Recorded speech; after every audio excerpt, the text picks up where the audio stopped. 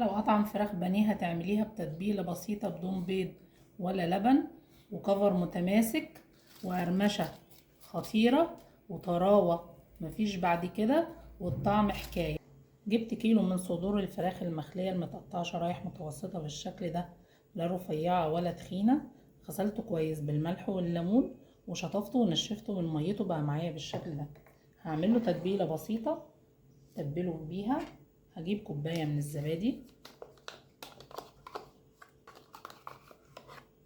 عصير نص كوباية مية بصل. جبت بصلة متوسطة قطعتها مكعبات وحطيتها في الخلاط، ضفت عليها 4 معالق من المية وفرمتها، وبعدين صفيتها بقت معايا بالشكل ده. هجيب مجموعة من التوابل هضيفها على مية البصل والزبادي. معلقة ملح كبيرة، معلقة فلفل صغيرة، معلقة توم باودر صغيرة، معلقة بابريكا صغيرة، معلقتين من الدقيق كبار، معلقة كبيرة من بهارات الفراخ، ربع معلقة صغيرة من الزعتر المجفف. هضيفهم عليهم كده. بقت معايا التتبيلة بالشكل الجميل ده. هنزل عليها بعصير نص ليمونة. هضيف صدور الفراخ على التتبيلة اللي عملناها، واحاول اغرقها كلها كده بالتتبيلة، لان التتبيلة دي اللي هتعتبر الكفر الاولاني للبانيه. مش هنستخدم البيض ولا لبن بالشكل ده. بعد ما غلفت صدور الفراخ كلها كده بالتتبيلة اللي عملناها، تتبيلة بسيطة وطعمها حلو بتخلي الفراخ روعة. هسيبها لمدة ساعة فيها.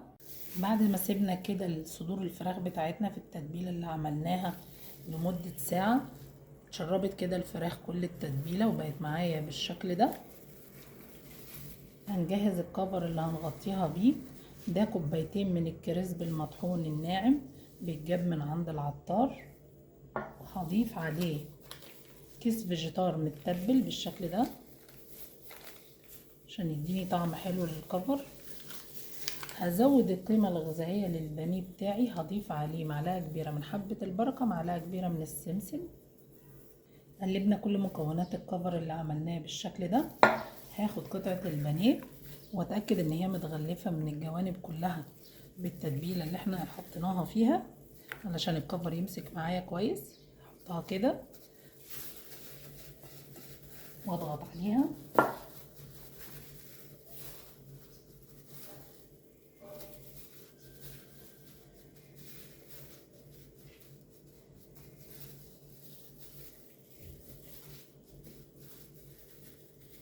هتبقى معايا قطعة البانيه بالشكل ده.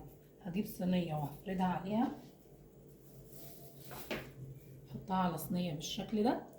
ولو حضرتك قلقانة ان الكفر يفك منك، حطيها في الفريزر لمدة نص ساعة او في التلاجة لمدة ساعة.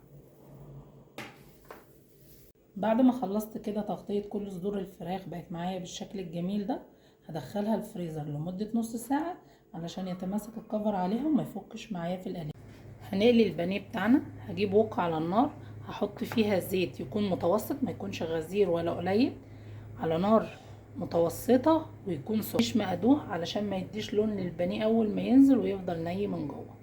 وعشان كمان الكفر ما يفكش معاكي، ما تقلبيهاش خالص غير لما تاخد لون ذهبي، وبعدين نبدأ نقلبها. انزل بصدور الفراخ بتاعتي بالشكل ده. اخدت معايا كده صدور الفراخ اللون الذهبي، هقلبها. بقت معايا لونها جميل بالشكل ده. خدت صدور الفراخ اللون الذهبي من الجنبين، هبدأ اخرجها. لو عايزاها تحتفظ بقرمشتها طلعيها على شبكة او مصفى بالشكل ده. خلصنا تحمير البانيه بتاعنا. الطبق بيتكلم عن نفسه، قرمشة مفيش بعد كده، وطراوة من جوه، والطعم خطير. ياريت تجربوه.